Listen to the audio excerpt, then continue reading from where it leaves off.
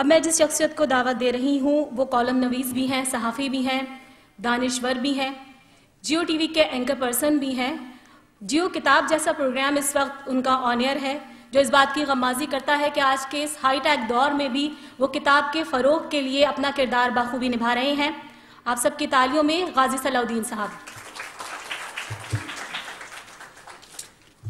شکریہ نادیہ۔ جناب قیصر سلیم صاحب، مقررین اور خواتین و حضرات، میں ایک صحافی ہوں اور کوئی میری ادبی حیثیت نہیں ہے، اور میرے یہاں ہونے کا ایک جواز تو یہ ہے کہ قیصر سلیم صاحب جنہوں نے اتنے بہت سے کام کیے ہیں، ابھی نادیہ نے بتایا 28 کتابیں تصنیف کر چکے ہیں، ان کو خراج تحسین۔ دوسرے، ترجمے کی اہمیت، اور کیونکہ کتاب دوستی کا ایک دعویٰ میں کرتا رہتا ہوں تو اس حوالے سے اس کتاب کی اشاعت اور ترجمے کی اہمیت کے بارے میں چند جملے آپ سے۔ پہلی بات تو یہ کہ کوئی بھی زبان عالمی ادب یا عالمی علم کے ترجموں کے بغیر زندہ رہی نہیں سکتی۔ جتنی بھی بڑی زبانیں ہیں ان میں ترجمے ضروری ہیں۔ ترجموں کے بغیر، اب اگر شیکسپیئر کو ساری دنیا جانتی ہے تو ساری دنیا انگریزی تو نہیں پڑھ رہی۔ اگر ابسن کو جانتی ہے، اگر چیخوف کو جانتی ہے تو وہ کیسے جانتی ہے؟ تو یہ تو بہت ضروری ہے۔ ہمارے ہاں ایک مسئلہ یہ ہے کہ ہمارے ہاں جو پڑھے لکھے لوگ ہیں وہ انگریزی بھی جانتے ہیں، اور انگریزی زبان میں جو علم اور جو ترجمے دوسری زبانوں کے ہیں ان تک ان کی رسائی ہوتی ہے، اور وہ لوگ جو صرف اردو پڑھ سکتے ہیں ان کی حیثیت پتہ نہیں ملک میں ہے بھی کوئی یا نہیں ہے، کیونکہ جو اقتدار کا ذریعہ ہے اور جو امپاورمنٹ کی ایک ذریعہ ہے وہ تو انگریزی ہے۔ تو ہمارے ہاں اردو میں ترجموں کی نہ اتنی اہمیت رہی ہے، نہ ان کا وہ رول رہا ہے کہ جو ہونا چاہیے، اور نہ ترجمے جو ہیں وہ بنیاد ہیں بیرونی ادب، بیرونی علم اور دنیا کی جو فکر ہے اس تک پہنچنے کے ہمارے پڑھے لکھے طبقے کے لیے۔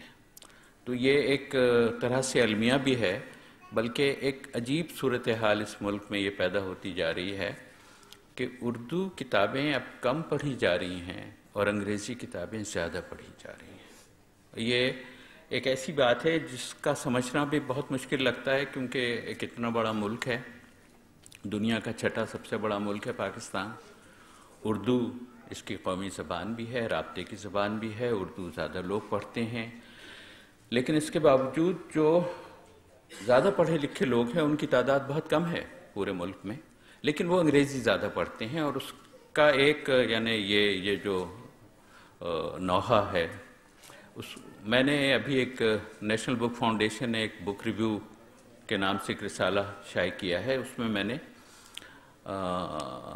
انگریزی میں ایک کالم لکھا ہے، a tail of two novels, اور اس میں ان دو ناولوں کا ذکر ہے کہ ایک پاکستانی نے انگریزی زبان میں لکھا اور ایک پاکستانی نے اردو زبان میں، دونوں پاکستانی ان کے مصنف ہیں۔ مرزا اطہر بیگ کا ناول غلام باغ، جو مجھے بالکل حیران کر دیا اس نے، اور بہت میں سمجھتا ہوں کہ وہ کتنا ہی کنٹروورشل ہو اور کچھ لوگ اس کو کہیں کہ ہم نہیں پڑھ سکے اسے، لیکن وہ ایک بہت ہی بڑی ایک تخلیق ہے۔ اور دوسرے محمد حنیف کا اے کیس آف ایکسپلوڈنگ مینگوز، کہ جو انگریزی میں شائع ہوا، دنیا میں بہت مشہور ہوا، اور وہ اسی جنریشن کا ناول ہے کہ جس کا یہ دا وائٹ ٹائیگر ہے۔ اب ہوا یہ کہ اس ملک میں غلام باغ کم بکا ہے اور اے کیس آف ایکسپلوڈنگ مینگوز زیادہ بکا ہے، اور یہ اب مجھے دکھائی دیتا ہے کہ اگر آپ کتابوں کی دکانوں میں جائیں تو انگریزی کتابیں جو ہیں وہ بہتر ہوتی ہیں، بکتی ہیں، اور اردو کتابیں کم پڑھی جا رہی ہیں اور کم خریدی جا رہی ہیں، اور لکھی تو شاید جا رہی ہیں، لیکن قیصر سلیم جیسے لوگوں بہت ہی یعنی ایک طرح سے ایک ہمارے لیے ایک گفٹ ہیں خدا کی طرف سے کہ یہ لوگ جدوجہد اپنی جاری رکھے ہوئے ہیں. تو یہ جو ہے یہ ایک مسئلہ ہمارے لیے ہے ترجمے کا. دوسرے یہ کہ ترجمہ عام طور پر اردو زبان میں، یا ہم لوگ جب کہتے ہیں کہ فلاں کتاب کا ترجمہ، تو عام طور پہ کلاسکس کے ترجمے ہوتے ہیں. روسی ادب کا ترجمہ ایک زمانے میں جب ماسکو کے اشاد گھر سے ہوتا تھا، اور کتنے اچھے اچھے ترجمے ہم نے پڑھے ہیں اس زمانے میں. لیکن قیصر سلیم صاحب نے دا وائٹ ٹائیگر کا ترجمہ کر کے ایک ایسے ناول کا ترجمہ، ایک ایسا ناول اردو پڑھنے والوں کے لیے، اردو بہت اچھے ترجمے کے ساتھ. میں نے یہ وائٹ ٹائیگر پہلے پڑھی تھی، 1 سال سے زیادہ عرصہ ہو گیا، اور یہ ترجمہ میں نے ابھی دیکھا ہے. تو میں یہ کہوں گا کہ یہ بہت اچھا ترجمہ ہے، اور یہ بہت اچھی بات ہے کہ جو اس وقت ناول، اہم ناول لکھے جا رہے ہیں کنٹمپریری ادب کے، ان کے ترجمے ہوں اردو میں. اور اس سلسلے میں ناول کیا ہے دا وائٹ ٹائیگر، کافی آپ کو معلوم ہو گیا جو اب تک ہمارے مقررین نے گفتگو کی اور کرداروں کے بارے میں بتایا، اقتباسات بھی اس کے سنائے. میں ایک اختلاف کروں گا کہ اس کا نام جو ہے وہ وہی ہونا چاہیے کہ جو ناول کا نام ہے. اندھیر نگری ٹھیک ہے، ہو سکتا ہے کہ اور اس کی تعریف بھی کی گئی اور اس کا جواز بھی پیش کیا گیا، لیکن یہ ایک بنیادی بات ہے کہ ناول کا نام جو مصنف نے رکھا ہے ترجمہ اسی نام سے ہو. میرا خیال ہے کہ یہ ایک ایکسیپٹڈ بات ہونی چاہیے، اور یہ سفید شیخ بہت اچھا نام ہے، کیونکہ اندھیر نگری میں ایک ججمنٹل نام ہو گیا. اور ججمنٹل میں اس لیے کہہ رہا ہوں کہ بار بار یہاں ذکر ہوا کہ کس ایک اندھیرے کے ہندوستان کی تصویر ہے، تو وہ ایک طرح سے ایک کنڈمنیشن کا سا سٹائل آتا ہے. لیکن یہ ٹوٹلی کنڈمنیشن ناول میں نہیں ہے، یہ ایک طرح سے تصویر کشی ہے حقائق کی.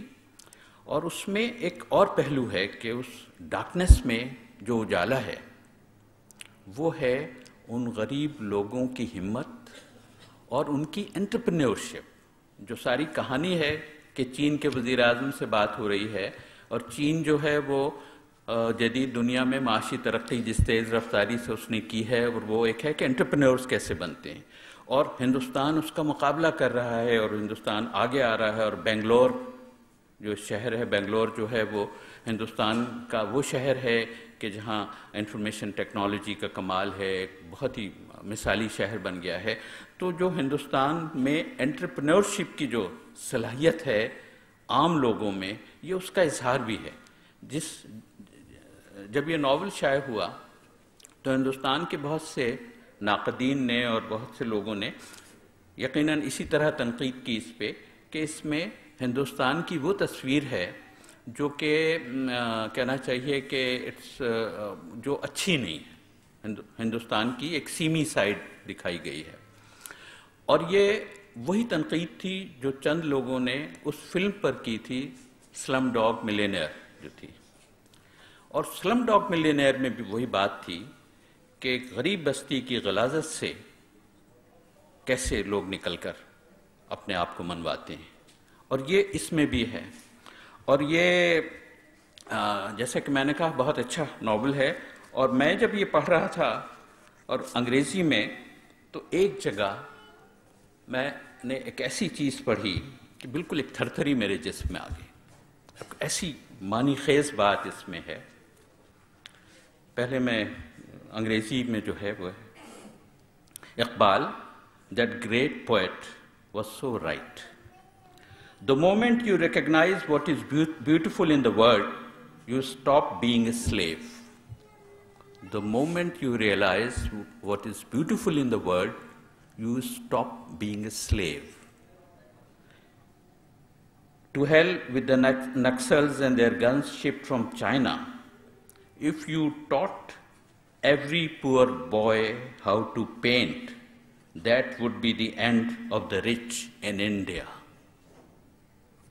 کتنی بڑی بات ہے یہ، اور کتنا بڑا ایک تبصرہ ہے کہ جو پسماندگی میں جو لوگ ہیں وہ ان کی جو حصے جمالیات ہے وہ ختم کر دی جاتی ہے. اور اگر صرف وہ بیدار ہو جائے اور وہ خوبصورتی کو پہچاننے لگیں تو صورتحال بدل جائے۔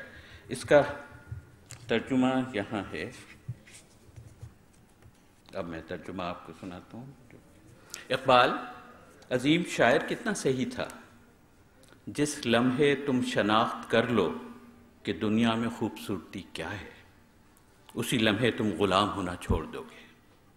جہنم میں جائیں نکسیلے اور چائنا سے آئی ہوئی ان کی بندوقیں، اگر ہر غریب لڑکے کو سکھا دیا گیا کہ پینٹ کس طرح کیا جاتا ہے، ہندوستان سے امیروں کا خاتمہ ہو جائے گا۔ یہ کمال کی یہ بات ہے۔ تو ایسی اور چیزیں بھی ہیں، اس میں نے نوٹ کی تھی، لیکن خیر وہ گفتگو پھر طویل ہو جائے گی۔ تو ایک اچھا ناول، اگر سفید شیر عنوان اگر وہی ہوتا تو بہت اچھا تھا، اور اس میں جس ہندوستان کی تصویر ہے وہ پاکستان نہیں ہے۔ وہ جو ایک اسپرٹ آف انٹرپرینورشپ، وہ جو ایک تگ و دو آگے بڑھنے کی، اس کی جھلک مجھے نہیں دکھائی دیتی کم سے کم۔ تو یہ ایک بہت اچھا ایسا ناول ہے کہ جس کو پڑھ کر یہ احساس بھی ہوتا ہے کہ کس قدر ناانصافی ہے، کتنا ظلم ہے، کتنی غلاظت ہے، اور یہ بھی ہوتا ہے کہ انسان کی وہ صلاحیت جاگنے کی، آگے بڑھنے کی، سوچنے کی، وہ بھی قائم ہے، اور وہ شاید ایک معاشرے کے لیے ایک بہت بڑی قوت ہوتی ہے۔ تو یہ ایک بہت اچھی کوشش ہے، میں ان کو پھر مبارکباد دیتا ہوں۔ اور چلتے چلتے ایک بالکل ٹریویا جسے کہتے ہیں نا، فضولیات کی ایک بات، کہ آج کا دن جو ہے وہ کیا خاتون مسکرائیں کہ یہ ویلنٹائنس ڈے کی میں بات کروں گا، نہیں، ویلنٹائنس ڈے تو ہے۔ آج کا دن ایک چھوٹی سی اہمیت یہ رکھتا ہے کہ آج چائنیز نیو ایئر شروع ہوا ہے۔